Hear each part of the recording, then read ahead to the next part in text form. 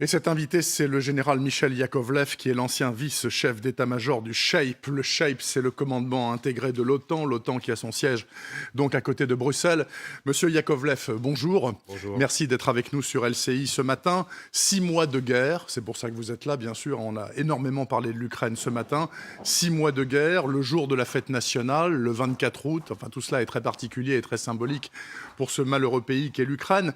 6 mois de guerre pour un gain territorial des Russes qui, vu sur la carte, semble dérisoire. Est-ce que vous vous attendiez à ça quand ils ont fait passer la frontière à leurs blindés, ou est-ce que vous pensiez que le pays allait tomber comme un fruit mûr en 15 jours? Alors très honnêtement, je ne croyais pas à la guerre Ah, avant qu'elle ne commence. déjà. Et Pourtant, les rapports des services secrets, notamment américains, étaient très clairs et très, très alarmants. oui, mais je les croyais alarmistes. On les a connus alarmistes en Irak et dans d'autres circonstances, si Faussement. vous voulez. Donc bon, à prendre avec une pincée de sel, comme on dit. Et puis, je ne voyais pas l'intérêt pour le régime Poutine. Non. Je ne voyais pas l'intérêt, au sens... Et je me disais, bon, ils sont quand même rationnels.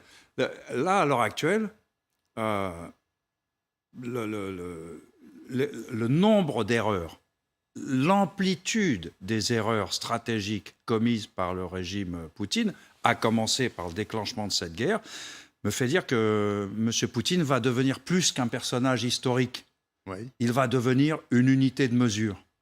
Vous avez l'échelle de Richter. Ce qu'il est pour absurde de faire. Voilà, vous avez l'échelle de Richter pour les séismes, Oui. et vous aurez l'échelle de Poutine pour les bourdes stratégiques et les erreurs historiques. On dira, mais ce truc-là, c'est un Poutine. Et on dira, non, c'est impossible. Si, un Poutine, je te dis. Il est devenu une unité de mesure Oui. de l'erreur. Et ça a commencé le 24 février. Alors, ok, parlons. Si on prend comme axiome qu'il n'aurait pas dû le faire, n'empêche qu'il l'a fait, Oui. pour les raisons qui lui sont propres, voilà, il est comme ça, il l'a fait, ok. Pourquoi est-ce que l'armée russe, qui sur le papier est 6, 10, 20 fois supérieure en nombre, en tout cas à l'armée ukrainienne, se retrouve avec seulement le bout est et un peu un morceau au sud, et pourquoi ils n'ont pas emporté tout le pays? Oui, bah déjà... Ils sont pas bons? Non, alors déjà, le pays n'était pas à la mesure de la force. Oui.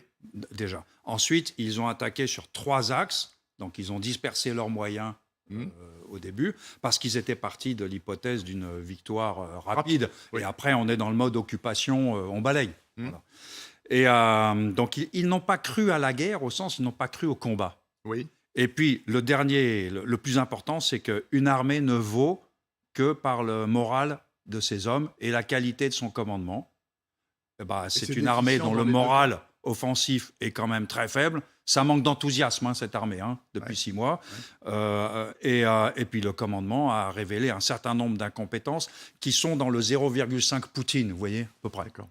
Est-ce que vous pensez que les mesures de rétorsion économique occidentale à l'égard de la Russie, qui font que la Russie peut pratiquement plus rien nous acheter en substance, puisqu'on lui vend plus rien, fait qu'ils ont des problèmes matériels, c'est-à-dire que leurs blindés peuvent plus rouler, leurs avions peuvent plus décoller, leurs canons peuvent plus tirer à cause de nous? Alors, de Ou ce que je lis, je n'ai pas Oui. plus d'informations que vous, les sanctions sont en train de ravager l'économie russe profondément, mais elles renforcent le régime. Voilà. À Mais là, je ne fais que, Hmm. si j'ose dire, répéter Elle servilement soude le peuple, parce des que c'est vrai arguments. que dans l'opinion publique russe, apparemment, M. Poutine conserve un très bon crédit. Il est toujours autour de 65-70%. Alors, on l'a vu dans un des sujets auparavant. Il y a forcément un réflexe nationaliste. Quand votre pays est en guerre, Oui. vous avez quand même tendance à dire « je ne sais pas si on a raison d'être en guerre, mais c'est quand même mon pays et je suis un patriote ». Et la Russie, comme beaucoup de pays, est peuplée de patriotes. Et ils ne sont pas tous malhonnêtes. Sauf, général Yakovlev, que le russe moyen, les médias actuels lui disent que non, il n'y a pas de guerre, c'est une opération de police. Ouais. Ce qui faisait dire à Bernard Guetta hier matin, qui était à votre place, il ne peut pas faire la mobilisation générale en Russie, Poutine, parce que ça voudrait dire qu'effectivement, il est en guerre. Il ne veut pas en entendre parler. Oui, il s'est piégé lui-même d'entrée de jeu avec ce discours. Pas de guerre égale, s'il n'y a pas de guerre, il n'y a pas de mobilisation, etc. Alors, il cherche à contourner avec des engagements forcés, etc., etc. Bon, là, on est dans le 0,3 Poutine, vous voyez. Je vois. Est-ce qu'il vous semble, général Yakovlev, que les Français, en l'occurrence, avec leurs 230 millions de dollars d'aide militaire à l'Ukraine contre les 14 milliards américains, dont 3 milliards annoncés hier, jouent petit bras? Ou est-ce que bon, ils sont à la mesure de leur capacité, simplement? Ah, On est radin ou pas? je suppose que Ou c'est de la on a politique? trop peu de moyens dont on peut se dispenser. C'est ça. Voilà. Donc, les Américains, c'est quand même, ils ont eu un sur-budget militaire Ah oui. par tradition Oui. depuis des décennies. Donc, ils ont du stock, ils ont une capacité industrielle. Nous, en France, comme dans le reste de l'Europe, nous avons engrangé les dividendes de la paix. Bon, bah, à Absolument. force d'engranger, on est à l'os. D'accord. Et on est à l'os pour nos amis, Ouais. presque autant que pour nous-mêmes. Et encore, la France est plutôt un bon exemple en Europe. Mhm. Donc en fait, moi je m'inquiète plus pour l'Europe que pour la France. Maintenant, sur la, entre guillemets, pingrerie française, comparée aux autres, on a donné ce qu'on pouvait donner honnêtement et ce que demandaient les Ukrainiens, à savoir une artillerie spécifique. Voilà. Les canons César, en Les l'occurrence. canons César, et c'est un système d'armes, le César, donc il y a un peu plus que ça. Est-ce que vous redoutez, général Yakovlev, comme d'autres commentateurs, enfin ça semble tellement déraisonnable qu'on ne peut pas imaginer que ça va se faire, est-ce que vous redoutez que les Russes, à un moment ou l'autre, utilisent les mini-armes nucléaires tactiques là, dont ils sont dotés? Nous aussi, on en a un, semble-t-il. Enfin, il y a plein de pays qui en ont. Est-ce que vous vous imaginez que c'est possible? Bon, alors nous n'avons pas de petites armes tactiques. Nous avons des armes stratégiques dont on peut réduire la puissance explosive. D'accord. Voilà. Mais on n'est d'accord. pas, on n'est clairement pas, et par choix, par doctrine, on n'est clairement pas dans cette gamme de. On l'avait avant, ça s'appelait le Pluton et temporairement le Hadès. Il y a du temps de la guerre froide, on l'avait. Oui. Ce qu'on appelait l'arme nucléaire tactique, l'ultime avertissement, Oui. avant la grande louche. Bon, et la fin de la vie humaine sur cette planète, etc. Oui. Bon. Alors, à titre personnel, je n'y crois pas. Mais j'attire votre attention sur le fait que Mais je vous me suis croyez pas à souvent l'invasion. trompé. Vous croyez pas à j'y crois l'invasion non plus. Et je vais vous dire pourquoi. Mais je me suis souvent trompé. Vous voyez ce que je veux dire? Ouais. Déjà, le 23 février au soir, je me suis trompé. Donc, quand je dis j'y crois pas, j'engage vos spectateurs à entendre. Et pourquoi vous n'y croyez pas? Vous Mon avez des argument, arguments. pourquoi je n'y crois pas, c'est parce que mettre en œuvre le feu nucléaire, même tactique, c'est une chaîne de commandement, une chaîne logistique assez importante. Aujourd'hui, les têtes nucléaires sont dans des dépôts qui sont surveillés comme le lait sur le feu par les Américains, entre autres. Et donc, il faut sortir les têtes nucléaires. Il faut les assembler sur le missile. Il faut se mettre en batterie. Il faut avoir fait le ciblage. En d'autres termes, la décision politique, elle est du président Poutine. Oui. La mise en œuvre, elle engage un paquet de gens tout le long de la chaîne. Oui. Et je pense que le président Poutine conçoit ça comme le test ultime de fidélité de sa chaîne militaire et qui préfère ne pas poser la question. C'est un peu comme le mari qui demande à sa femme si elle l'a déjà trompé. S'il ne veut pas entendre la réponse, il a intérêt à ne pas poser la question.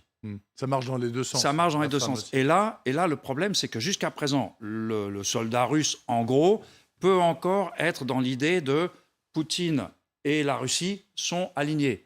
Oui. Le jour où il sait qu'il va mettre en œuvre le feu nucléaire, et je parle d'un lieutenant, ou d'un lieutenant-colonel, ou d'un sergent-chef, enfin, il n'y a pas beaucoup de sergents-chefs, mais bon, bref. Mais il comprend qu'on est en train de... Il sait qu'on change on change de monde. Oui. Et là, ça risque d'être perpendiculaire, vous voyez, Poutine et la Russie. Et donc, il suffit qu'il y en ait un ou deux qui disent « Ah oui, non, ça, c'est trop loin. » Et pas pour des raisons éthiques, mais c'est parce que moi aussi, j'ai une famille. D'accord. Donc, je crois que jusqu'à présent, la vraie retenue pour le régime Poutine, c'est de dire « Oh là là, si on commence à demander ça à nos soldats, ça va devenir compliqué. » Mais je me suis trompé souvent. Oui, oui. Et j'ai bien entendu, mais vous avez l'honnêteté de le reconnaître. Donc, votre analyse n'en est pas moins pertinente, me semble-t-il. Avec le bémol que vous allez peut-être vous tromper, mais je ne le souhaite pas. Personne ne le souhaite, bien évidemment. Pas non plus.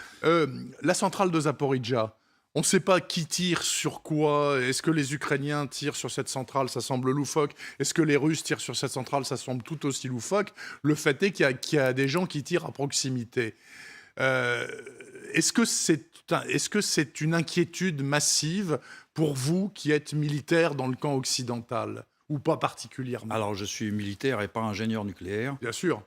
Et j'ai entendu, y compris sur ce plateau, des explications détaillées. Alors, comme tout le monde, je suis inquiet parce que la connerie dans les deux camps, ça existe. Oui, très bien partagé. Et je pense qu'on a un paquet de gens qui, en réalité, ne sont pas sous contrôle central, si vous voulez.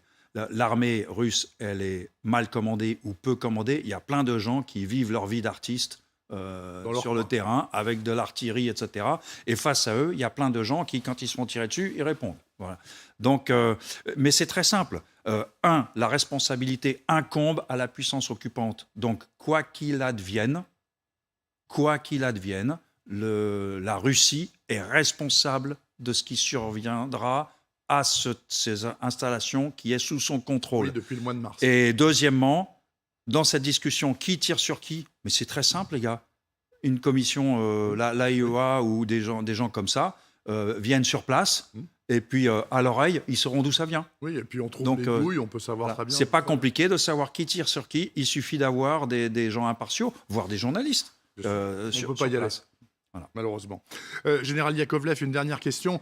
La Suède et la Finlande vont rejoindre l'OTAN. Ça change quoi?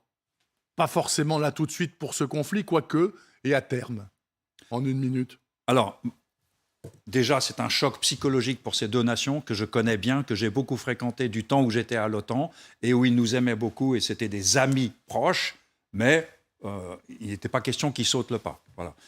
Et puis pour l'OTAN, la Finlande a une vraie armée. 14 brigades. Et elle a battu les Soviétiques.